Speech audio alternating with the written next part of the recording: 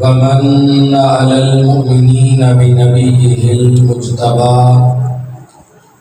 والصلاة والسلام على سيدنا ومولانا محمد خير الورى وعلى آله وأصحابه والمتعذبين بالتقوى أما بعد فأعوذ بالله من الشيطان الرجيم بسم الله الرحمن الرحيم قال الله تبارك وتعالى في القرآن المجيد والفرقان الحميد يا أيها الذين آمنوا لا تأكلوا الربا أضعافا مضاعفة واتقوا الله لعلكم تفلحون صدق الله مولانا العظيم وبلغنا رسوله النبي الكريم الأمين ونحن على ذلك لمن الشاهدين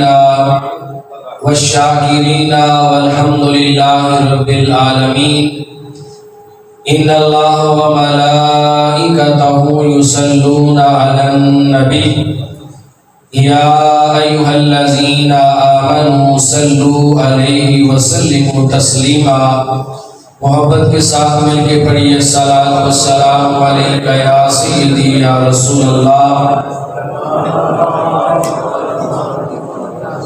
وعلى آلك وأصحابك يا سيدي يا حبيب الله الصلاة والسلام عليك يا سيدي يا نبي الله وعلى آلك وأصحابك يا سيدي يا رحمة للعالمين يا صاحب الجمال ويا سيد البشر من وجهك المنير لقد نفر القمر لا يمكن الثناء كما كان حقه بعد خدا بزرگ توئی قصہ مختصر اور کی محمد سے وفا تو نے تو ہم تیرے ہیں یہ جہاں چیز ہے کیا لوح و قلم تیرے ہیں خالق کائنات کی حمد و ثنا کے بعد آقا دو جہاں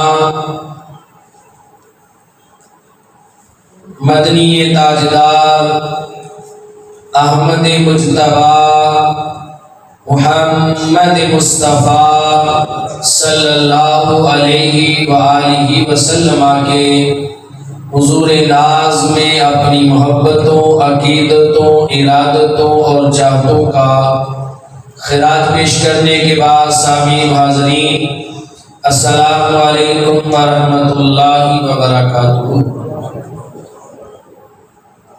سامعین محتشم،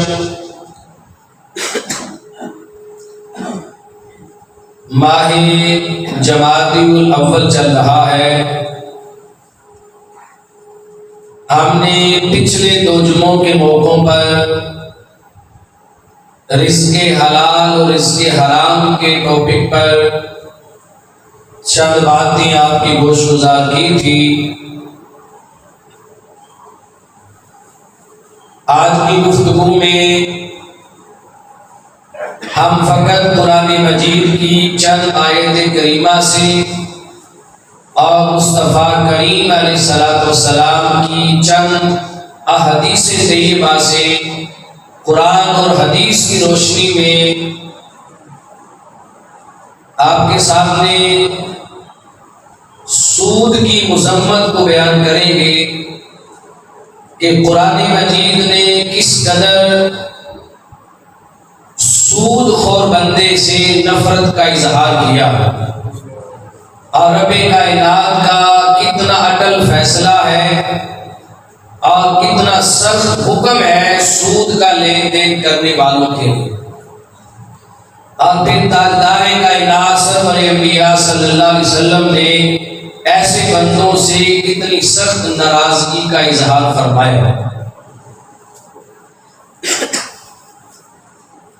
میں نے سورہ آل عمران کی ایک آیت مقدسہ آیت نمبر غالباً 230 کو آپ کے سامنے تلاوت کیا ہے۔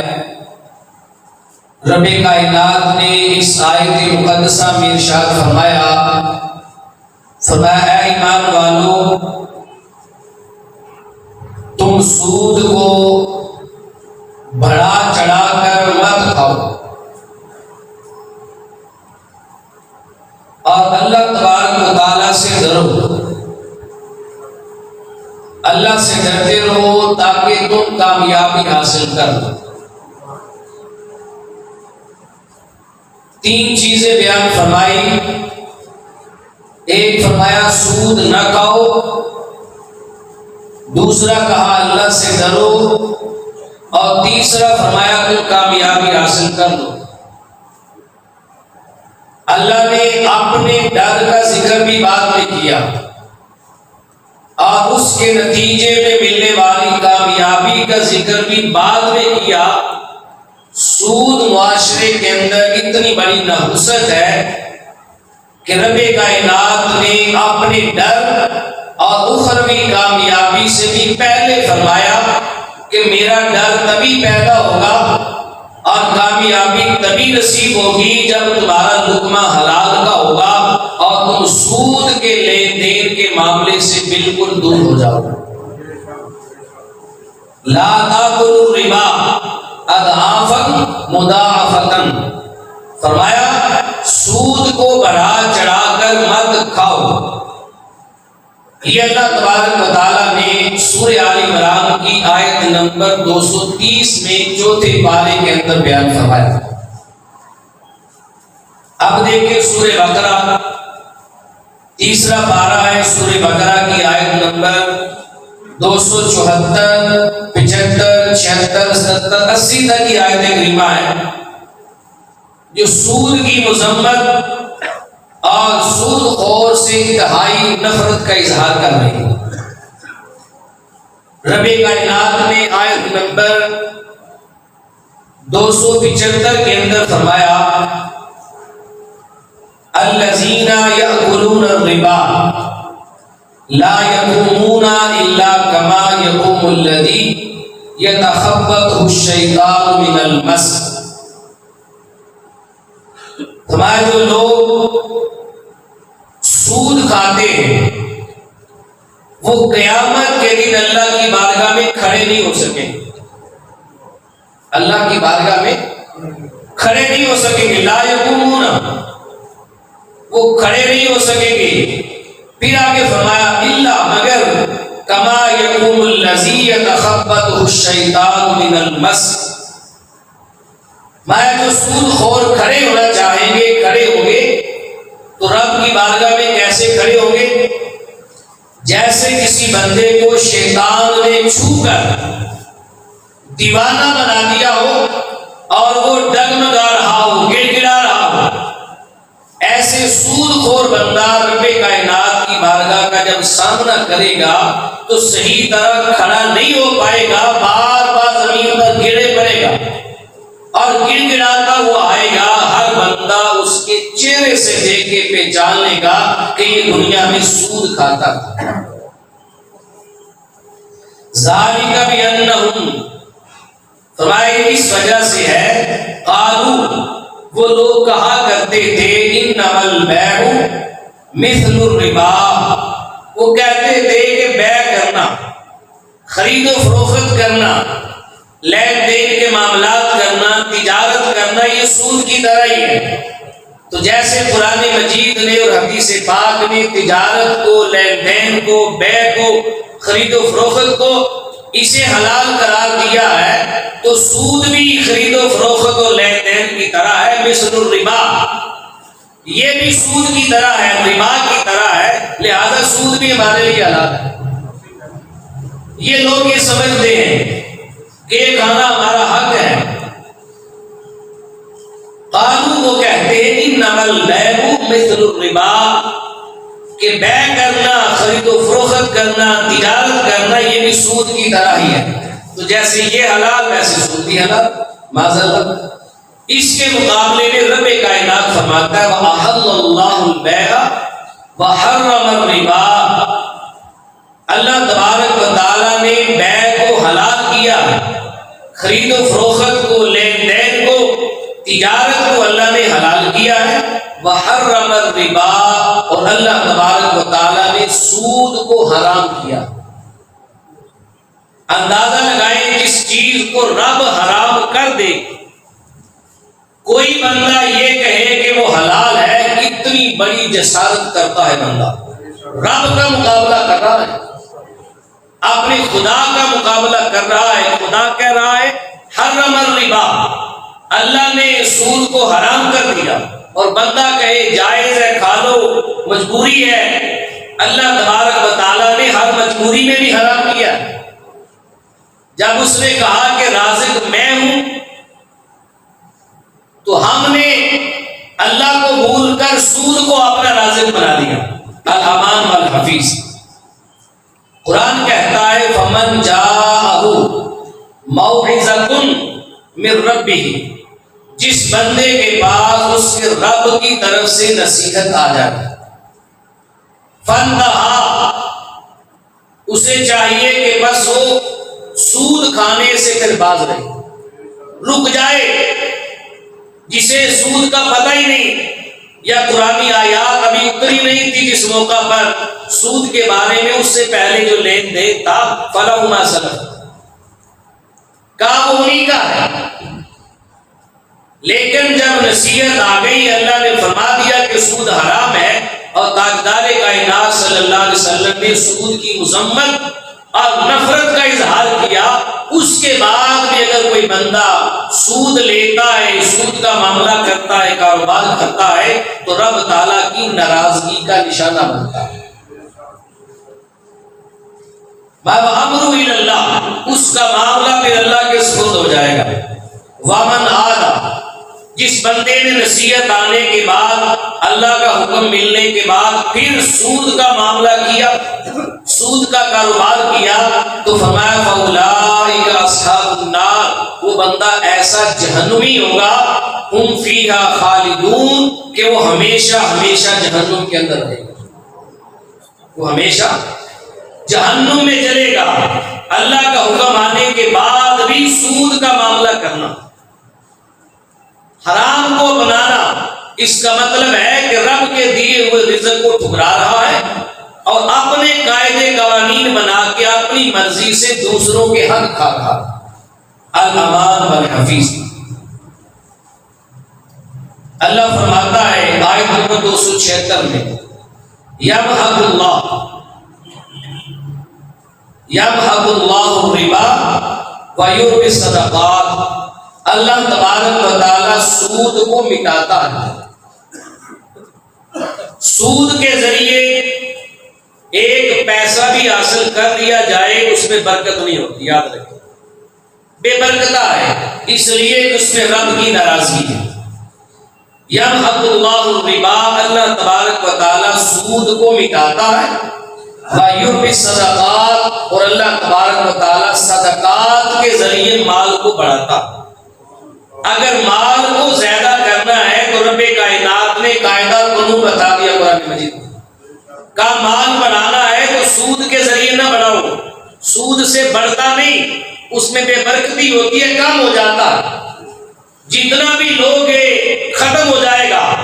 اگر مال بڑھانا ہے تو رب فرماتا ہے یربی صدقات، اپنی صدقات بڑھا دو، غریبوں پر، فقیروں پر، مسکینوں پر، بیواؤں پر، اپنے والدین پر، بہن بھائیوں پر، رشتہ داروں پر، دوست احباب پر، اہل محلہ پر، نیکی کے کاموں میں، مدارس میں، مساجد میں، فقیروں کو، ان چیزوں میں صدقات اور اپنا مال خرچ کیا کرو۔ جتنا خرچ کرتے چلے جاؤ گے تمہارا مال اتنا ہی بڑھتا چلا جائے گا۔ اللہ نے مال بڑھانے کا طریقہ بتایا۔ مولا کائنات علی المرتضیٰ مشکل کشا شیر خدا رضی اللہ تعالی عنہ سے کسی نے پوچھا حضور کوئی وظیفہ بتائیں جس سے میرا مال بڑھ جائے، تو آپ نے کیا پیاری بات فرمائی، فرمایا اگر تو چاہتا ہے کہ تیرے مال میں اضافہ ہو جائے تو تو اپنے گھر میں ایسا دسترخوان بچھا جو کبھی ختم نہ ہو، کہ اپنے دسترخوان کو طویل کر دے، جتنے لوگ تیرے دسترخوان سے کھانا کھاتے جائیں گے اللہ تبارک و تعالیٰ ان کے صدقے تیرا رزق بڑھاتا چلا جائے گا۔ کہ تیرا دسترخوان جب تک وسیع رہے گا تیرا رزق بڑھتا رہے گا. کہ دسترخوان نہیں اٹھانا تجھے معلوم نہیں ہوگا تیرا رزق اللہ کہاں کہاں سے بھیجے. وَيُرْبِ الصَّدَقَاتِ کا صدقات سے مال کیا ہے بڑھتا ہے, سود سے بڑھتا نہیں. سود کے نقصانات بے تحاشا. پھر فرمایا وَاللَّهُ لَا يُحِبُّ كُلَّ كَفَّارٍ أَثِيمٍ, اللہ تبارک و تعالی نافرمان اور ناشکرے بندوں کو پسند نہیں کرتا. سود خور اللہ کا ناشکرا ہے, اللہ کا نافرمان ہے, اور اللہ تعالیٰ ایسے ناشکروں کو اور نافرمانوں کو پسند نہیں کرتا. وَإِنَّ الَّذِينَ آمَنُوا وَعَمِلُوا الصَّالِحَاتِ, بے شک وہ لوگ جنہوں نے ایمان قبول کیا, اچھے اعمال کیے, وَأَقَامُوا الصَّلَاةَ انہوں نے نمازیں پڑھی, وَآتَوُا الزَّکَاةَ انہوں نے زکاتیں ادا کی, لَهُمْ أَجْرُهُمْ عِندَ رَبِّهِمْ ان کے لیے ان کے رب کی بارگاہ میں اجر عظیم ہے, اجر ہے. وَلَا خَوْفٌ عَلَيْهِمْ, اور ایمان والے, نیک اعمال والے, نماز پڑھنے والے, زکات دینے والے, اجر تو ہے ہی, ساتھ اللہ پاک نے یہ بھی اعلان کیا وَلَا خَوْفٌ عَلَيْهِمْ, ان پر کوئی خوف نہیں ہوگا. وَلَا هُمْ يَحْزَنُونَ, اور نہ وہ غمزدہ ہوں گے. اس کے مقابلے میں فرمایا جو حرام رزق حلال کرتا ہے, سود خوری کرتا ہے, وہ جتنا بھی کما لے اس بندے کے دل پہ ہمیشہ دوسروں کا روب اور دبدبا طاری رہتا ہے. وہ دبا رہتا ہے, وہ کبھی ذہنی طور پہ مضبوط نہیں ہو سکتا, جسمانی طور پہ مضبوط نہیں ہو سکتا, قلبی طور پہ مضبوط نہیں ہو سکتا. اس بندے پہ خوف طاری رہتا ہے, روب طاری رہتا ہے, ذہن دباؤ کا شکار رہتا ہے. اور جو بندہ سود سے نکل جاتا ہے, اللہ کے حکم کو مان لیتا ہے اور حلال کماتا ہے, کھاتا ہے, نماز ادا کرتا ہے, اپنے مال سے صدقات نکالتا ہے, زکات اور صدقات کے ذریعے, میں وہ بندہ بے خوف ہو جاتا ہے. نہ ذہنی پریشانی ہے, نہ قلبی پریشانی ہے, نہ جسمانی پریشانی ہے. وَلَا خَوْفٌ عَلَيْهِمْ, ان پر کوئی خوف ہی نہیں ہوگا. وَلَا هُمْ يَحْزَنُونَ, اور نہ وہ کبھی غم زدہ ہوں گے. يَا أَيُّهَا الَّذِينَ آمَنُوا, اے ایمان والو, آمنوا اتقوا اللہ, اللہ تبارک و تعالیٰ سے ڈرو. وَذَرُوا مَا بَقِيَ مِنَ الرِّبَا, اور جو سود سے کچھ حصہ تمہارے پاس اگر بچ گیا ہے اسے مت کھاؤ, سود کا بچا ہوا مت کھاؤ. ان کنتم مؤمنین, اگر تم مومن ہو, اگر ایمان والے ہو, اللہ پر ایمان رکھتے ہو, تو سود سے بچا ہوا مال بھی نہ کھاؤ, بچا ہوا بھی نہیں کھانا. فَإِن لَّمْ تَفْعَلُوا, اگر تم نے ایسا نہ کیا, اگر تم سود کھانے سے, سود کا معاملہ کرنے سے باز نہیں آئے, تو اب سنیں اللہ کیا فرماتا ہے. مَا فَازَنُوا بِحَرْبٍ مِّنَ اللَّهِ وَرَسُولِهِ, جو بندہ سود کا معاملہ کرنے سے باز نہیں آتا, قرآن بتا رہا ہوں, یہ سورہ بقرہ کی آیت نمبر 288, فَازَنُوا بِحَرْبٍ مِّنَ اللَّهِ وَرَسُولِهِ, جو سود سے باز نہیں آتا اس بندے کے لیے اللہ اور اللہ کے رسول کی طرف سے اعلان جنگ ہے. وہ اللہ اور اس کے رسول کے ساتھ جنگ کرنے کے لیے تیار ہو. اللہ اکبر کبیر. اللہ ہمیں ایسی نحوست سے بچائے, ایسی بیماری سے بچائے, اللہ ہمارے معاشرے کو ایسی بیماری سے بچائے, اور اللہ ہمیں ہر لمحہ اپنی جناب سے, اپنے کارخانہ قدرت سے رزق حلال عطا فرمائے. فَإِن لَّمْ تَفْعَلُوا, اگر سود سے باز نہیں آئے, فَأَذَنُوا بِحَرْبٍ مِّنَ اللَّهِ وَرَسُولِهِ, اللہ اور اس کے رسول کے ساتھ تمہیں اعلان جنگ کا چیلنج. وَإِن تُبْتُمْ, اگر تم توبہ کر لو, فَلَكُمْ رُءُوسُ أَمْوَالِكُمْ, تو تمہارے لیے تمہارا اصل مال جو سود کے علاوہ ہے وہ حلال, وہ جائز ہے. لَا تَظْلِمُونَ وَلَا تُظْلَمُونَ, اللہ فرماتا ہے جو ظلم نہیں کرتا اس پہ ظلم نہیں کیا جاتا, اس پر ظلم. سود کھانا یہ ظلم کرنا ہے, اپنے اوپر بھی, اپنی اولادوں پر بھی, اور دوسروں پر بھی, اپنے معاشرے پر بھی, دین اسلام پر بھی. اور جو ظلم کرتا ہے اس ظالم پہ پھر ظلم کیا جاتا ہے, یہ قرآن کا فیصلہ, ظالم پہ ظلم کیا جاتا ہے. اللہ اکبر کبیرہ۔ یہ قرآن مجید کی 5 سے 6 آیتیں میں نے آپ کے سامنے آپ کو کسی تفسیر میں گئے بغیر ان قرآنی آیات کا مفہوم و ترجمہ میں نے آپ کو بتا دیا تاکہ آپ سیدھا سیدھا اس کو سمجھ آئے کہ قرآن مجید نے سود خور کے ساتھ اور سود کے معاملات میں کتنی نفرت کا اظہار کیا۔ اب آئے حدیث پاک کی طرف۔ امام اعظم ابو حنیفہ رحمۃ اللہ تعالی علیہ فقہ حنفیہ کے بانی، بہت بڑے امام ہیں، حدیث کے امام ہیں، فقہ کے امام ہیں اور امام برحق ہیں۔ امام اعظم ابو حنیفہ رحمۃ اللہ تعالی علیہ آپ نے کسی بندے کو قرض دیا۔ سود کے بارے میں پہلے یہ بات سمجھ لیں کہ سود کہتے کس کو؟ ہمیں آج تک یہ سمجھ نہیں آئی۔ سود 2 طرح سے ہوتا ہے، ایک ہوتا ہے سود ادھار سے اور ایک ہوتا ہے لین دین میں۔ ادھار کا سود کیا ہے؟ ادھار میں سود اس زیادتی کو کہتے ہیں جو کسی کے ساتھ لین دین کرتے ہوئے اگر زیادتی کی شرط لگا دی جائے تو زیادتی کا نام سود ہے۔ مثلا میں نے کسی بندے کو قرض دینا ہے یا کسی سے لینا ہے، فرض کر لیا میں نے کسی سے قرض لینا ہے، اللہ نہ کرے کسی سے لینا پڑے، میں نے کسی سے 1 لاکھ روپیہ قرض لیا ہے۔ اب جس بندے سے میں نے 1 لاکھ روپیہ قرض لیا ہے وہ بندہ مجھے 1 لاکھ روپیہ اس شرط پہ دے رہا ہے کہ جب تو اس کو ریٹرن کرے گا، واپس کرے گا تو 1 لاکھ واپس نہیں کرنا، 1,10,000 واپس کرنا۔ یہ لاکھ تو اس کا ہے، یہ جو اوپر 10,000 زیادتی کی جا رہی ہے یہ سود ہے۔ کسی کے ساتھ لین دین کا معاملہ کرتے ہوئے جو زیادتی کی شرط لگائی جائے وہ سود کہلاتی ہے۔ یہ شریعت مطہرہ نے اخلاقی حق دیا ہے، کسی بھائی کو ضرورت ہو تو بھائی کی مدد کے لیے اسے قرض حسنہ دو، قرض حسنہ دو پہ جتنا دیا ہے دے کے اتنا ہی لوگے تو یہ قرض ہے، یہ درست ہے۔ اگر دیا کم جائے لیا زیادہ جائے یہ سود ہو جائے، یہ زیادتی سود ہے۔ دوسری جانب حضور علیہ السلام نے یہ بھی فرما دیا، حدیث پاک میں 6 چیزوں کا ذکر کیا، لیکن بعد میں فقہاء نے قیاس کے ذریعے 6 سے زائد چیزوں کو بھی بیان کیا۔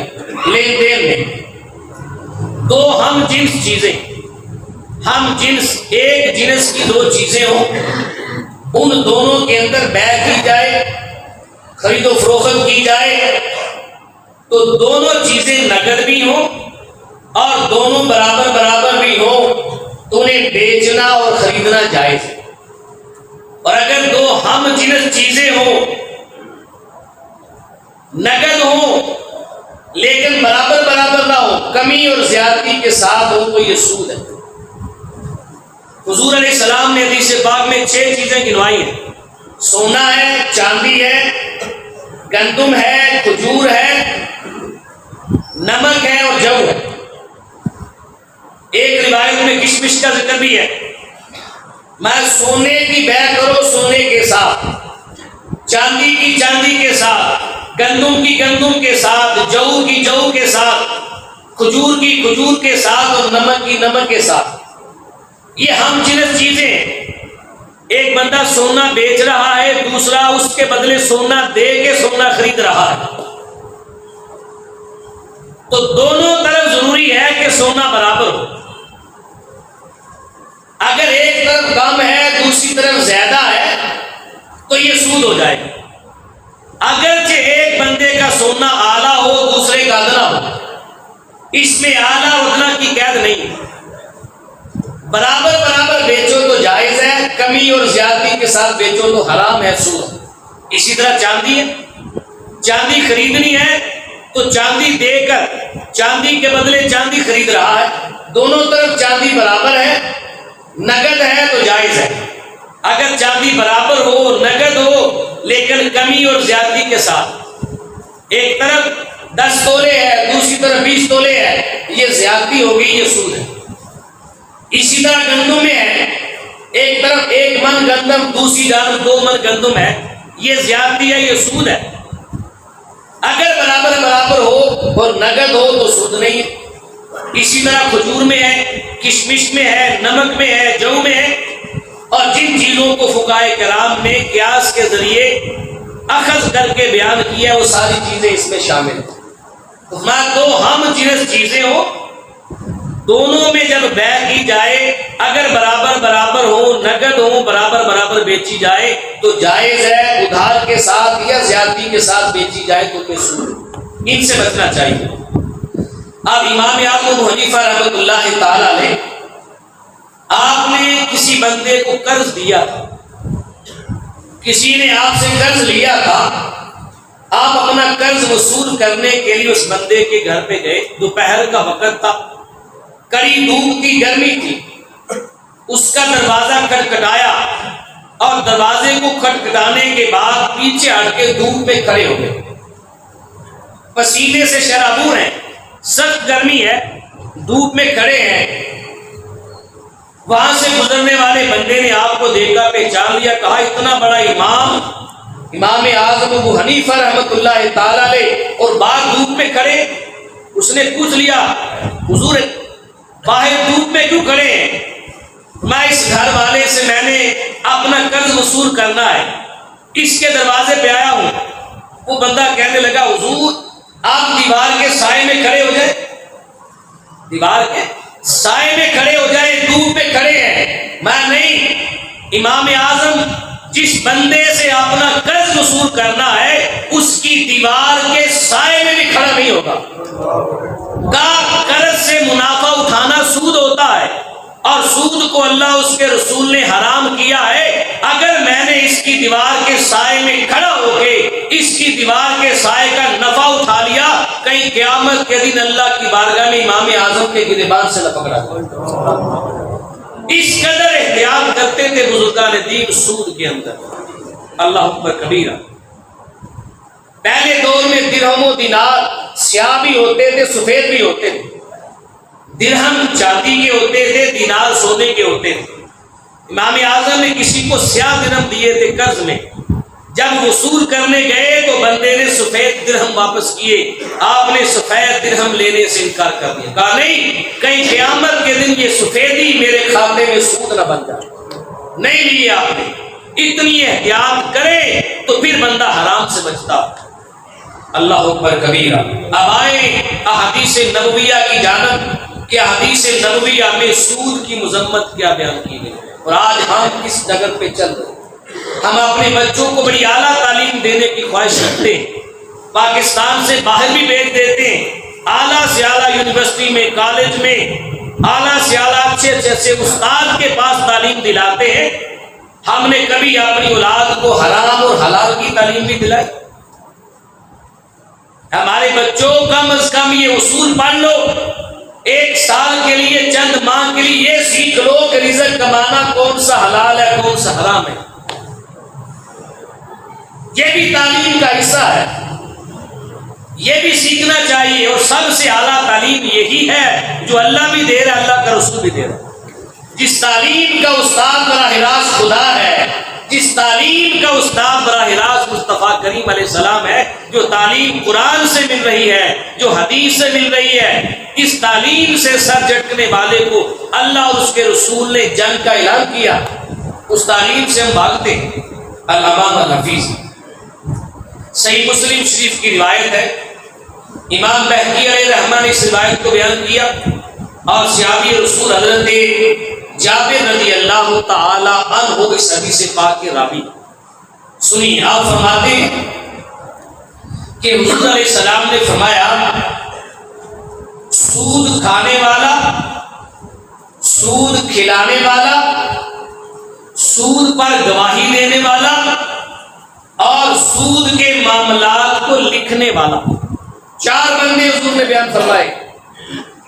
صحیح مسلم کی روایت، امام طبرانی کی روایت، امام جلال الدین سیوطی علیہ رحمہ نے بیان کیا، حضرت جابر صحابی رسول بیان کر رضی اللہ تعالیٰ عنہ، میں سود کھانے والا، سود کھلانے والا، ظاہر ہے باپ کمائے گا تو بچوں کو کھلائے گا، بچے بھی اسی کھاتے میں آئیں گے۔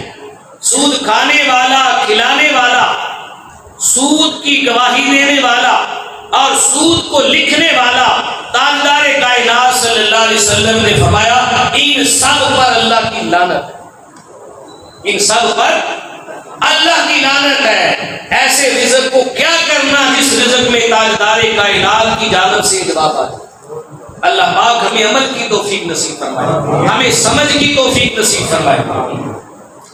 دوسری حدیث پاک، اس حدیث پاک کو امام حاکم علیہ رحمہ نے اپنی کتاب المستدرک میں اپنی سند صحیح کے ساتھ بیان فرمایا ہے۔ اس حدیث پاک کے راوی جناب حضرت ابو ہریرہ رضی اللہ تعالی عنہ ہے۔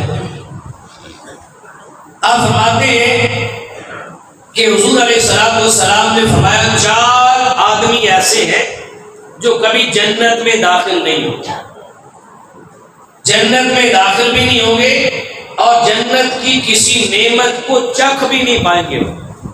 4 قسم کے آدمی ہیں۔ عرض کی یا رسول اللہ کون سے ہیں؟ تو فرمایا پہلا بندہ وہ ہے جو شراب کا عادی ہے، شراب پیتا ہے، عادت لگ گئی ہے، چھوڑ نہیں پاتا، وہ بندہ جنت میں نہیں جا سکتا، جنت کی کسی نعمت کو حاصل نہیں کر سکتا۔ دوسرا فرمایا وہ بندہ ہے جو یتیموں کا مال ناحق طریقے سے کھاتا ہے، کسی یتیم کے ساتھ دوستی لگا لی، اپنی کفالت میں لے لیا، اس کا مال ہڑپ کر کے اس کو طرح طرح چھوڑ دیا۔ کہا جو یتیم کا مال ناحق طریقے سے کھاتا ہے، قیامت کے دن جنت میں جانا تو دور کی بات، اس بندے کو جنت کی ایک نعمت بھی نصیب نہیں ہوئی۔ اللہ اکبر، اللہ ہمیں ایسی محرومی سے بچائے۔ تیسرے نمبر پہ تاجدار کائنات نے فرمایا وہ بندہ جو اپنے والدین کا نافرمان، اپنے والدین کا نافرمان ہوا، والدین کی نافرمانی کرنے والا بندہ جنت میں نہیں جائے گا، جنت کی کسی ایک نعمت کو بھی چکھ نہیں پائے گا۔ اللہ ہمیں والدین کی نافرمانی سے محفوظ فرمائے، اور جن کے والدین حیات ہیں اللہ انہیں خدمت کی توفیق نصیب فرمائے۔ چوتھا فرمایا وہ بندہ جو سود کھاتا ہے، سود کماتا ہے، سود کے ذریعے اپنا کاروبار چلاتا ہے، وہ بندہ کبھی جنت میں نہیں جا سکتا، جنت کی کسی نعمت کو نہیں پا سکتا۔ الامان والحفیظ، اللہ پاک ہمیں ان 4 نحوستوں سے محفوظ فرمائے اور اللہ اس کے رسول کے بتائے ہوئے طریقوں پہ چلنے کی توفیق نصیب فرمائے۔ حدیث نمبر 3، اس کو امام طبرانی نے معجم الکبیر کے اندر روایت کیا اور عبداللہ بن سلام رضی اللہ تعالی عنہ صحابی رسول اس حدیث پاک کے راوی۔ آپ فرماتے ہیں رسول اللہ صلی اللہ علیہ وسلم نے فرمایا جو انسان سود کا 1 درہم حاصل کرتا، بڑی قابل توجہ بات ہے، سود کے ذریعے جو بندہ 1 درہم حاصل کرتا ہے، یہ سود کے ذریعے 1 درہم حاصل کرنا یہ 33 مرتبہ اپنی ماں کے ساتھ زنا کرنے سے بھی بدتر ہے۔ یہ میں نہیں کہہ رہا، یہ تاجدار کائنات صلی اللہ علیہ وسلم جنہوں نے اپنی امت کو سود سے نفرت کی تعلیم دی ہے، اس نبی کا پیغام آپ تک پہنچا رہا ہوں، اپنے آپ کو سنا کے نصیحت کر رہا ہوں، اس نبی کی تعلیم نبی کی امت تک پہنچا رہا ہوں جو فرض منصبی ہے، حق ہے۔ 1 درہم سود کا جس نے حاصل کیا تو یہ 33 مرتبہ زنا کرنے سے زیادہ سخت اور بدتر ہے۔ ایک روایت میں 70 بار زنا کرنے سے بدتر لکھا ہے، اور ایک روایت میں ہے صحیح بخاری میں جس نے سود کھایا اس بندے نے اپنی ماں کے ساتھ 70 بار زنا کیا۔ اتنا بدتر حکم ہے سود کا۔ ہمیں کسی بھی کاروبار میں ہم نے قدم رکھنا ہے، داخل ہونا ہے، اس میں داخل ہونے سے پہلے، کاروبار سے پہلے تحقیق کرنی چاہیے، کہ کیا یہ رزق میرے لیے، میرے بچوں کے لیے، میرے والدین کے لیے حلال ہے؟ کہیں سود تو نہیں؟ کیا قبر میں جا کر میرے لیے عذاب تو نہیں بنے گا؟ محشر میں اللہ کی بارگاہ میں پکڑ تو نہیں ہوگی؟ یہ سارے معاملات ہمیں دیکھنے چاہیے۔ حدیث نمبر 4، حضور علیہ السلام نے فرمایا، موجب الاوسط کی روایت ہے، فرمایا جس نے سود کھایا یا کمایا، سود کے 72 درجے ہوتے ہیں، سب سے کم تر درجہ سود کا جو ہے وہ یہ ہے کہ سود کھانے والے بندے نے ایسا کیا جیسے اپنی ماں کے ساتھ زنا کیا۔ 72 درجے سود کے، سب سے کم تر درجہ یہ ہے۔ اندازہ لگائیں اللہ اس کے رسول کے ہاں جو باقی 71 درجے ان کا گناہ کتنا ہوگا۔ اللہ اکبر کبیر۔ مسند ابی یعلا کی روایت ہے، حدیث نمبر 5، جس قوم نے سود کمایا یا جس قوم نے زنا کیا، اس قوم پر اللہ کا عذاب آنا یہ حق ہے، اس پہ اللہ کا عذاب آئے گا۔ حدیث نمبر 6 مسند احمد بن حنبل کے اندر ہے، حضرت عمرو بن عاص رضی اللہ تعالیٰ عنہ روایت کرتے ہیں، جس قوم میں سود کی کثرت ہو جائے اس قوم پر پھر قحط طاری ہو جاتا ہے، وہاں غربت چھا جاتی ہے، غریبی آ جاتی ہے، وہاں پر پھر فراوانی نہیں رہتی، اور جس قوم کے اندر رشوت عام ہو جائے اس بندے پر پھر غیروں کا روب طاری ہو جاتا ہے۔ جس قوم میں رشوت آ جائے اور کثرت ہو جائے پھر غیروں کا روب اس پر طاری ہو جاتا ہے۔ یہ حدیث مصطفیٰ صلی اللہ علیہ وسلم۔ حدیث نمبر 8 میں حضور نے فرمایا، صحیح مسلم کی روایت، اگر بندہ سود کماتا ہے اور حرام پیسے کے ذریعے وہ حج کرنے جاتا ہے، جب وہ اللہ کی بارگاہ میں حج کے لیے جاتا ہے اور جا کر کہتا ہے لبیک اللہم لبیک، ادھر وہ حرام کے ذریعے حج کرنے والا بندہ جب اپنی زبان سے کہے گا لبیک، ادھر اللہ کی بارگاہ سے آواز ہے، یہ بندے میری بارگاہ سے نکل جا، تیرا لبیک مجھے قبول نہیں ہے، تیرے لبیک کی مجھے ضرورت نہیں ہے، تو میرے بندوں کا خون چوس کر یہاں تک پہنچا ہے، اپنے بلبوتے پہ میرے گھر میں آ، اپنی محنت کے دم پہ میرے گھر میں آ، پھر ایک سجدہ بھی تیرے لیے کافی ہوگا۔ کہا تیرا رب بڑا کریم ہے، وہ تو تیری بخشش کے بہانے تلاش کرتا، کہا تیرا لبیک رب کو قبول نہیں ہے۔ اللہ اکبر کبیرہ۔ حدیث نمبر 9، حضور علیہ السلام نے فرمایا، جب حضور شب معراج پہ تشریف لے گئے تو آپ نے معراج پہ جاتے ہوئے چند لوگوں کو دیکھا جن کے پیٹ اتنے بڑے تھے کہ بڑی بڑی حویلی اور کوٹھریوں کی طرح، حدیث کے الفاظ ہیں، بڑی بڑی کوٹھریوں کی طرح ان کے پیٹ پھولے ہوئے تھے، بڑے تھے، سانس لینا مشکل تھا۔ جبریل امین علیہ السلام حضور کے ساتھ تھے۔ حضور علیہ السلام نے جبریل امین علیہ السلام سے پوچھا، جبریل، سنن ابن ماجہ کی روایت بیان کر رہا ہوں، اے جبریل، یہ جن بندوں کے اتنے بڑے بڑے پیٹ ہیں، سانس لینا مشکل ہے، یہ کون لوگ ہیں؟ ان کے پیٹ سے ایک طرف سے سانپ نکل رہے تھے، پھر منہ سے داخل ہو رہے تھے، سانپ اندر جاتے تھے، پیٹ سے نکل کے آتے تھے، اتنے بڑے بڑے پیٹ تھے۔ اے جبریل، یہ کون لوگ ہیں؟ عرض کی، یا رسول اللہ، یہ وہ لوگ ہیں جو دنیا میں سود کا کاروبار کیا کرتے تھے، آج ان کے منہوں سے سانپ داخل ہو رہے ہیں، پیٹ سے نکل رہے ہیں۔ یہ معاملہ، یہ معاملہ تاجدار کائنات نے شب معراج اپنی آنکھوں سے مشاہدہ کر کے دیکھا۔ قیامت کے دن ایسا ہوگا۔ اللہ پاک ہمیں سود جیسی نحوست سے محفوظ فرمائے۔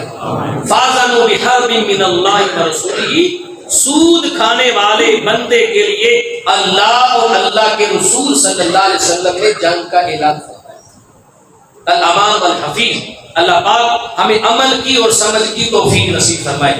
آخر میں بھی مسئلہ کروں گا، کافی دنوں سے اب آپ پوچھ رہے تھے اور میں کہنا بھی چاہ رہا تھا، وقت کی قلت کی وجہ سے کہہ نہیں پاتا تھا، مسائل بہت سارے ہیں، دل چاہتا ہے کہ جمعے کے دن آخر میں 10 سے 15 منٹ چند مسائل جو ہمارے ہمیں درپیش ہوتے ہیں بیان کیے جائیں، تو انشاءاللہ شروع کریں گے اس کو انشاءاللہ۔ پہلی بات میں اپنے بزرگوں سے کہنا چاہوں گا، بزرگ ہمارے اس مسجد میں نماز پڑھتے ہیں، ہمارے سر کا تاج ہے، مسجد کی رونق ہے، کسی کی توہین مقصود نہیں، ٹھیک ہے، کسی کی تو میرے باپ کی طرح، کسی کی تو بطور اسلام آخری عمر ہے، دنیا سے جائیں جو سجدہ کرے بچا کے جائے، کہیں ضائع نہ ہو جائے۔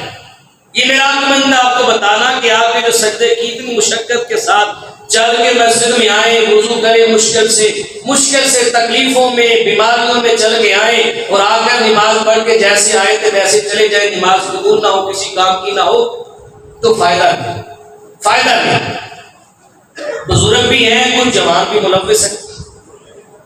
پہلی بات کہ ہر بندہ کرسی پہ نماز پڑھنے کا حل نہیں ہوتا، ہر بندہ کرسی پر نماز پڑھنے کا حل نہیں ہوتا۔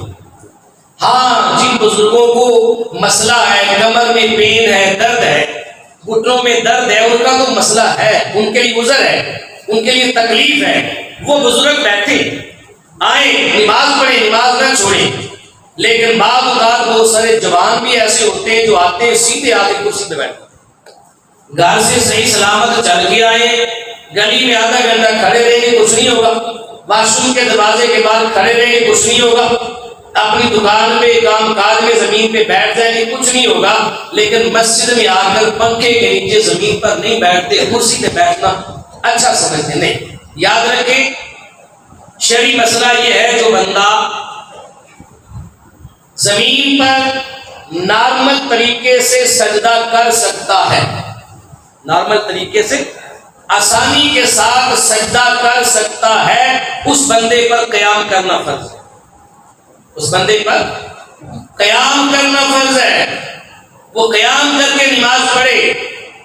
ہاں، اگر گھٹنوں میں پین ہے، کمر میں تکلیف ہے، تو پہلا آپشن یہ ہے، اگر زمین پر نیچے بیٹھ کے نماز قیام کرے، قیام کے بعد پھر رکوع کے ٹائم جا کے بیٹھ جائے، زمین پر نیچے بیٹھ کے نماز پڑھے۔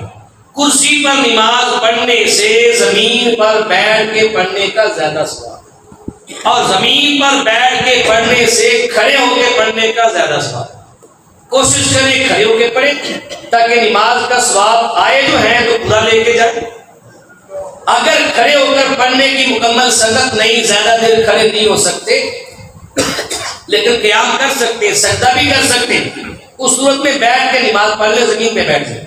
اگر زمین پہ بیٹھ نہیں سکتے، گھٹنوں میں درد ہے، کسی اچھے ڈاکٹر نے منع کیا، گھٹنے اپنے جو ٹانگیں فولڈ نہیں کر سکتے آپ، یا کمر میں پین ہے، صحیح طرح نیچے بیٹھ نہیں سکتے، پھر آپ کرسی پہ بیٹھ جائیں۔ لیکن پھر کرسی پہ بیٹھ کے اس چیز کو آپ مد نظر رکھنا چاہیے کہ اب کرسی پہ بیٹھا ہوں، اب دیکھوں کہ میں سجدہ کر سکتا ہوں نارمل طریقے سے کہ نہیں۔ اگر کرسی پہ بیٹھنے والا بندہ نارمل طریقے سے سجدہ کر سکتا ہے، اس پر قیام کرنا فرض ہے۔ نماز کو کھڑے ہو کے شروع کرے، اگرچہ وہ کرسی سب سے آگے ہے، کوئی حرج نہیں ہے۔ اگر وہ بندہ جو کرسی پہ بیٹھا ہے وہ سجدہ نارمل طریقے سے نہیں کر سکتا، تو اس بندے کے ذمے سے پھر قیام کرنا بھی ساقط ہو جاتا ہے۔ وہ قیام بھی نہ کرے، کرسی پہ بیٹھ کے نیت کر کے نماز پڑھے، لیکن پہلے یہ شرط ہے اگر سجدہ کر سکتا ہے تو پھر قیام کے ساتھ نماز پڑھے۔ اب آپ نے یہ چیزیں تلاش کرنی ہے کہ آیا میرے اندر یہ چیزیں ہیں کہ نہیں، میں سجدہ کر سکتا ہوں صحیح، تو پھر میں قیام سے نماز پڑھوں گا۔ باقی بات گھٹنوں میں درد ہے، کمر میں درد ہے، اگر زمین پہ بیٹھ کے پڑھ سکتا ہوں تو میرے لیے بہتر زمین پہ بیٹھنا ہے، اگر زمین پہ نہیں بیٹھ سکتا مسئلہ ہے، پھر کرسی پہ بیٹھنا ہے، کرسی پہ بیٹھ کے اگر سجدہ کر سکتا ہوں تو پھر قیام کر کے پڑھوں گا، رکوع کے وقت بیٹھ جاؤں گا۔ اگر سجدہ صحیح نہیں کر سکتا تو پھر بیٹھ کے یا اپنی نیت کر کے نماز میں شروع کر دوں۔ یہ ساری چیزیں ہمارے بزرگوں کے لیے ہیں، انہیں سمجھیں تاکہ آپ کی نمازیں درست ہو جائیں، جوان بھی ان کو سمجھیں۔ اور دوسری بات، کرسی والے کے لیے یہ بات اہم ہے کہ کرسی پہ نماز پڑھے تو مسجد میں پہلی صف میں ہو، دوسری میں، جہاں بھی ہو، وہ ایک سائڈ پہ ہو۔ کرسی والوں کی صف جو ہے وہ آخر سے شروع ہوتی ہے، اس کونے سے، ادھر سے شروع ہوتی ہے۔ ہاں، اگر کسی نماز کے اندر درمیان میں فاصلہ آ جاتا تو بندہ نہیں، پھر آپ کرسی ساتھ ملا کے آگے لیں۔ ایسا نہ ہو کہ کرسی دائیں ہو ایک بائیں ہو، نہیں، ایسا نہیں، ایک ترتیب ہو۔ بعض اوقات کرسی کے ساتھ کرسی ملا کے جگہ کور ہوتی ہے، اگر آپ کرسی والے درمیان میں جگہ چھوڑ دیں گے، کندھے سے کندھا نہیں ملے گا تو نماز آپ کی ناقص ہوگی، ثواب کم ہو جائے گا۔ کرسی سے کرسی تو مل سکتی ہے، کرسی سے کندھا نہیں مل سکتا۔ کرسی والے سارے ایک سائڈ پہ ہونے چاہیے اور ایک طرف ہونے چاہیے، اور دیکھیں اگر بیٹھ کے زمین پہ پڑھ سکتے ہیں تو بیٹھ کے ہی پڑھنا چاہیے، اگر بیٹھنے کی گنجائش نہیں ہے، تکلیف ہے، پھر کرسی پہ بیٹھیں اور پھر قیام والے معاملے کو لازم دیکھیں۔ دوسری بات، یہ مسئلہ میں نے پہلے بھی اکثر بیان کیا ہے، حق تو یہ ہے کہ مساجد کے اندر جب امام مصلی پہ نماز کے لیے آتا ہے، سنت بھی یہی ہے کہ جب تکبیر کہی جائے، امام کے لیے پیچھے جگہ بنی ہوتی، امام وہاں بیٹھا اپنے حجرے میں ہو، اور جب اقامت کہی جائے حی علی الصلاۃ حی علی الفلاح پہ، امام جو ہے وہ پیچھے سے چل کے مصلی پہ آتا ہے۔ سنت یہ ہے، حضور علیہ السلام اپنے حجرے سے اسی ٹائم نکل کے آتے تھے، صحابہ صفوں سے کھڑے ہو کے استقبال کرتے تھے۔ لیکن ہم احتیاطاً چونکہ نمازیوں کے 100 معاملات ہوتے ہیں، اگر امام پہلے بیٹھ جائے تب بھی جائز ہے، اور اب پہلے بیٹھنا چاہیے۔ میں بھی مصلی پہ کم از کم 5 منٹ پہلے آ کے بیٹھتا ہوں تاکہ نمازیوں کو دیکھ سکوں، کسی کی غلطی ہے تو بعد میں بتا سکوں، کسی نے کچھ پوچھنا ہے تو پوچھ سکیں، تاکہ بروقت امام موجود ہو، کسی کو دائیں بائیں دیکھنا نہ پڑے کہ امام آیا نہیں، لیٹ نہیں ہوا، ہم لیٹ نہیں ہوتے۔ اب مسئلہ یہ ہے کہ جب امام سامنے بیٹھا ہو، کئی بار دیکھا ہے اگر ایک بندے کو منع کیا تو دوسرا آ جاتا ہے، دوسرے کو روکا تو تیسرا آ جاتا ہے۔ ہماری عادت ہے، ہم سخت لہجے والے نہیں، سختی نہیں کرتے، ہم پیار سے کہتے ہیں، اور پیار سے ہی کہتے رہیں گے، کسی کو سمجھ آ جائے گی تو اس کا اپنا فائدہ ہوگا۔ امام کے مصلی کے سامنے کسی بھی نماز کی سنتیں نہ پڑھا، پہلے والی ہے چاہے بعد والی، پہلے والی ہے چاہے جمعے کے لیے آئے ہیں، ظہر کے لیے آئے ہیں، سنتوں کا جو حق ہے یہ میں کسی جمعے پہ تفصیلاً بیان کروں گا، سنتیں کہاں پڑھنی چاہیے، فجر کی کہاں پڑھیں، باقی کہاں پڑھنی چاہیے، یہ بھی جگہ ہے۔ ہر بندے کی طلب اور خواہش ہے میں پہلی صف میں آ کے سنتیں پڑھوں، نماز پڑھوں، تو پہلی صف میں آنا ہے تو 2 4 5 10 منٹ پہلے تشریف لائے تاکہ آپ کو ثواب زیادہ ملے۔ امام کے مصلی کے سامنے آپ نہ پہلے والی نماز پڑھے نہ بعد والی۔ اگر امام کا وضو ٹوٹ جائے، پیچھے جانا ہو نماز میں بھی، اس سے پہلے بھی مسئلہ بن جائے تو پھر آپ کو کراس کر کے جانا پڑے گا۔ حدیث پاک میں حضور علیہ السلام نے فرمایا، صحیح مسلم کی روایت ہے، آخری بات ہے، میں جس بندے نے نمازی کے سامنے سے گزرا، نمازی کے سامنے سے گزرنے والے بندے کو اگر یہ معلوم ہو جائے کہ نمازی کے سامنے سے گزرنے کا گناہ کتنا زیادہ ہے تو وہ بندہ 40 دن یا 40 سال وہیں پہ کھڑا رہے، گزر کے نہ جائے، اتنا سخت گناہ ہے تاجدار کائنات کی نگاہ۔ لہذا گزرنا پڑتا ہے، کوشش کریں، امام نے پیچھے سے بھی آنا ہو، آگے سے کہیں بھی جانا ہو، اسپیکر کے مسائل ہو سکتے ہیں، کار سال اٹھ کے جانا پڑتا ہے، باہر مسائل ہوتے ہیں، آپ کوشش کریں دائیں بائیں سنتیں پڑھ لیں، پھر کسی موقع پہ انشاءاللہ بتائیں کہ سنتیں کہاں پڑھنی چاہیے۔ اللہ پاک عمل کی اور سمجھ کی توفیق نصیب فرمائے۔